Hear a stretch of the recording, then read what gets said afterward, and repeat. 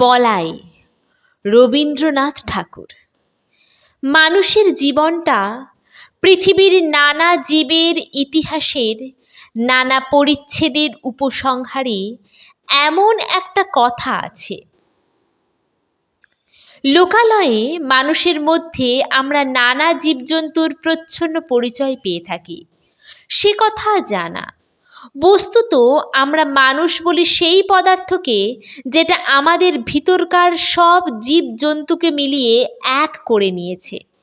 আমাদের বাঘ গরুকে এক খোঁয়াড়ে দিয়েছে পুড়ে, ওহি নকুলকে এক খাঁচায় ধরে রেখেছে।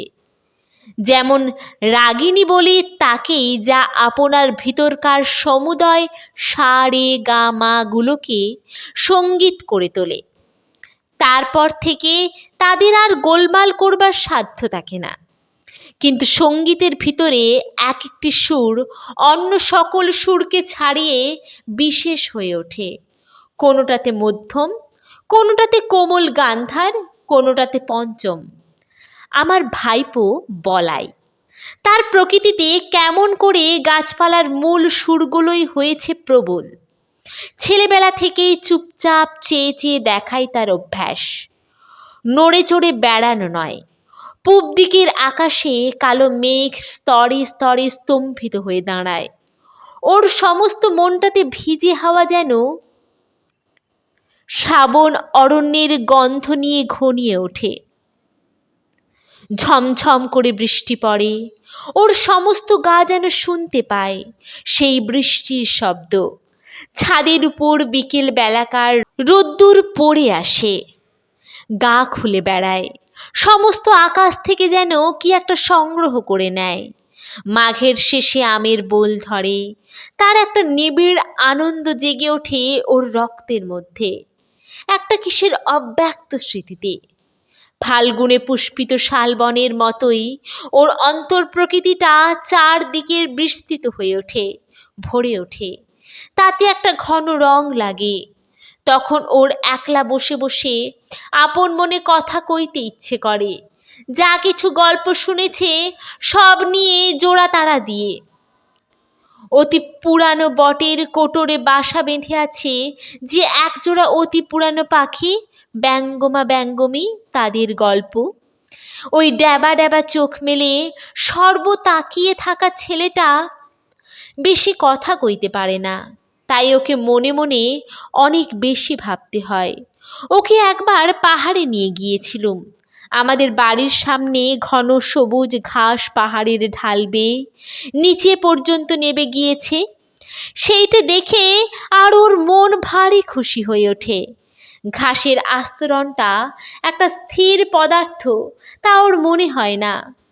ওর বোধ হয় যেন ওই ঘাসের পুঞ্জ একটা গড়িয়ে চলা খেলা, কেবলই গড়াচ্ছে। প্রায় তারই সেই ঢালু বেয়ে ও নিজেও গড়াতো, সমস্ত দেহ দিয়ে ঘাস হয়ে উঠত। গড়াতে গড়াতে ঘাসের আগায় ওর ঘাড়ের কাছে সুরসুরি লাগতো, আর ও খিলখিল করে হেসে উঠত। রাত্রে বৃষ্টির পরে প্রথম সকালে সামনের পাহাড়ের শিখর দিয়ে কাঁচা সোনা রঙের রোদ্দুর দেবদারু বনের উপরে এসে পড়ে। ও কাউকে না বলে আস্তে আস্তে গিয়ে সেই দেবদারু বনের নিস্তব্ধ ছায়াতলে একলা অবাক হয়ে দাঁড়িয়ে থাকে। গা ছমছম করে। এইসব প্রকাণ্ড গাছের ভিতরকার মানুষকে ও যেন দেখতে পায়। তারা কথা কয় না, কিন্তু সমস্তই যেন জানে। তারা সব যেন অনেক কালের দাদা মশাই, এক যে ছিল রাজাদের আমলের। ওর ভাবে ভোলা চোখটা কেবল যে ওপরের দিকেই তা নয়। অনেক সময় দেখেছি ও আমার বাগানে বেড়াচ্ছে মাটির দিকে কি খুঁজে খুঁজে। নতুন অঙ্কুরগুলো তাদের কোঁকড়ানো মাথাটুকু দিয়ে আলোতে ফুটে উঠছে। এই দেখতে তার ঔৎসুক্যের সীমা নেই। প্রতিদিন ঝুঁকে পড়ে পড়ে তাদেরকে যেন জিজ্ঞাসা করে, তারপরে তারপরে তারপরে। তারা ওর চির অসমাপ্ত গল্প, সদ্য গজিয়ে ওঠা কচি কচি পাতা।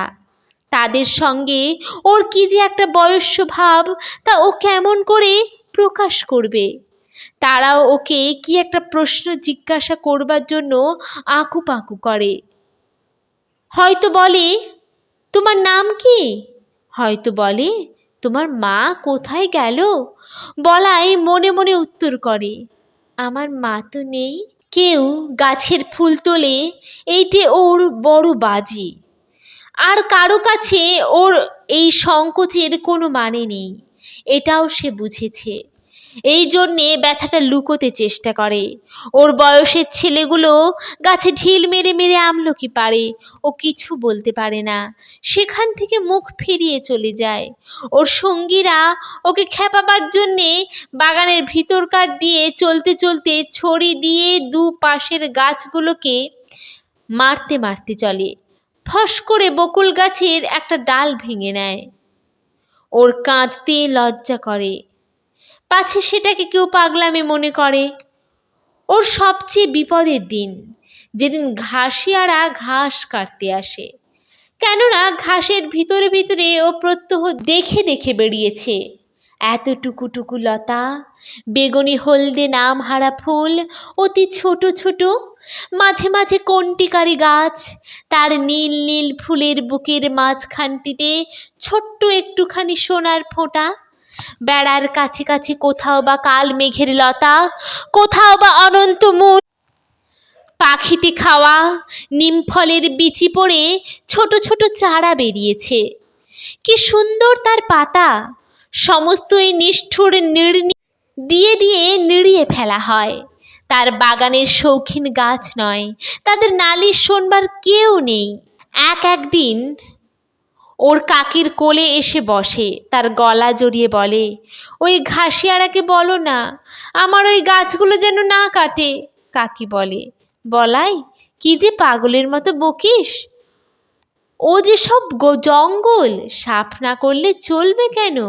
বলাই অনেক দিন থেকে বুঝতে পেরেছিল কতকগুলো ব্যথা আছে যা সম্পূর্ণ ওর একলারই। ওর চারদিকের লোকের মধ্যে তার কোনো সাড়া নেই।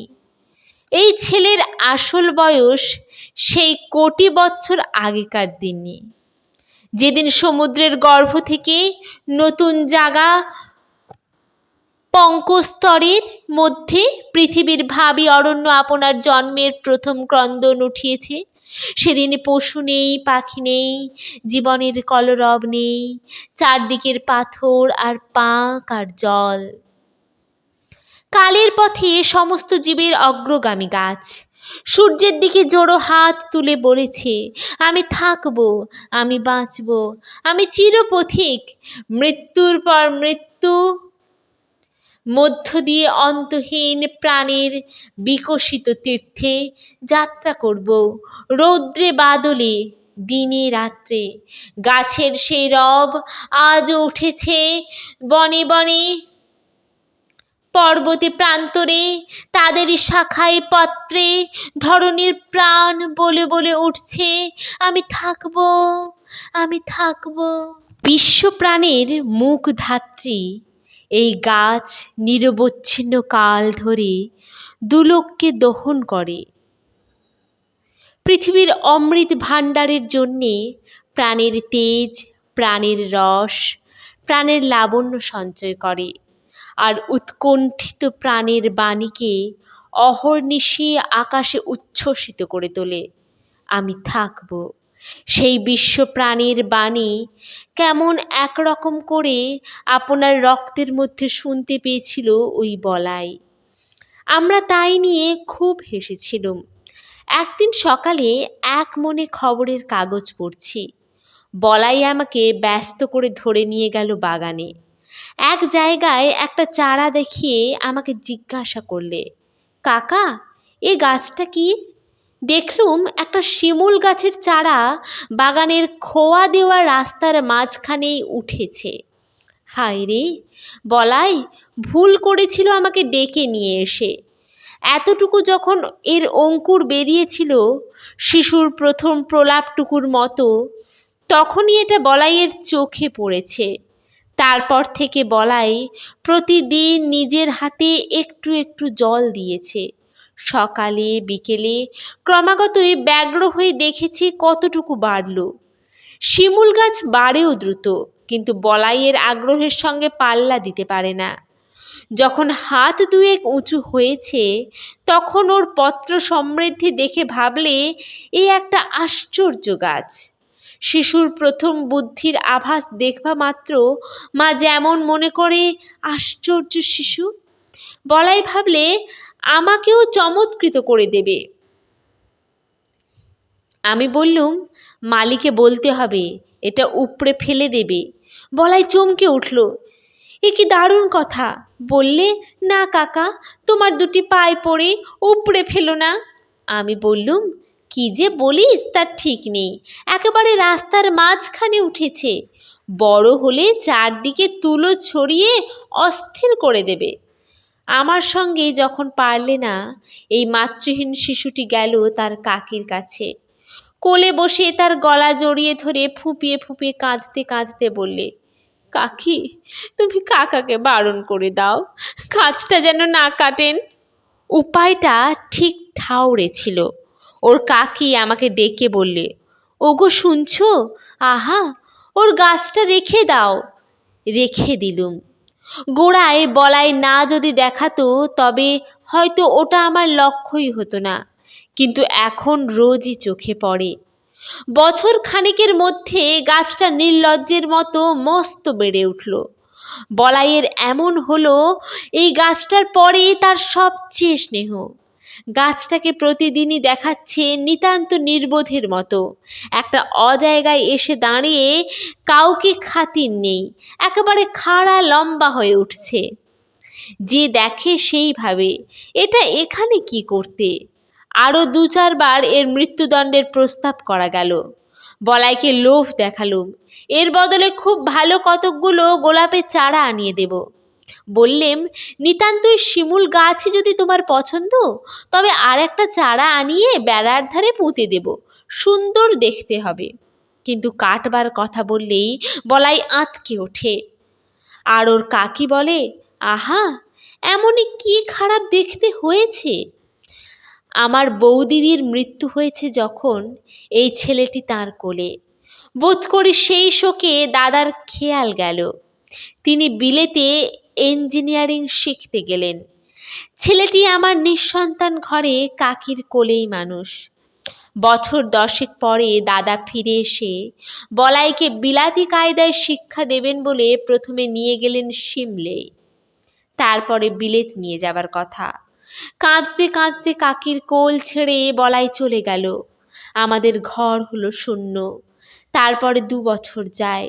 ইতিমধ্যে বলাইয়ের কাকি গোপনে চোখের জল মোছেন, আর বলাইয়ের শূন্য শোবার ঘরে গিয়ে তার ছেঁড়া এক পাটি জুতো, তার রবারের ফাটা গোলা আর জানোয়ারের গল্পওয়ালা ছবির বই নাড়েন চাড়েন। এতদিনে এই সব চিহ্নকে ছাড়িয়ে গিয়ে বলাই অনেক বড় হয়ে উঠেছে, এই কথা বসে বসে চিন্তা করেন। কোনো এক সময় দেখলুম লক্ষ্মী ছাড়া শিমুল গাছটার বড় বার বেড়েছে, এতদূর অসঙ্গত হয়ে উঠেছে যে আর প্রশ্রয় দেওয়া চলে না। এক সময় দিলুম তাকে কেটে।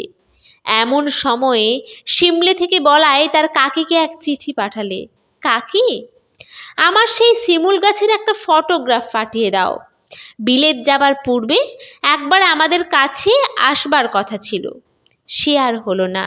তাই বলাই তার বন্ধুর ছবি নিয়ে যেতে চাইলে তার কাকি আমাকে ডেকে বললেন, ওগো শুনছো, একজন ফটোগ্রাফওয়ালা ডেকে আনো।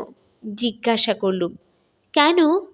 বলাইয়ের কাঁচা হাতের লেখা চিঠি আমাকে দেখতে দিলেন। আমি বললেম, সে গাছ তো কাটা হয়ে গেছে।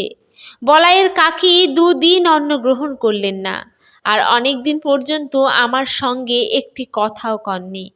বলাইয়ের বাবা ওকে তার কোল থেকে নিয়ে গেল, সে যেন ওর নাড়ি ছিঁড়ে, আর ওর কাকা তার বলাইয়ের ভালোবাসার গাছটিকে চিরকালের মতো সরিয়ে দিলে।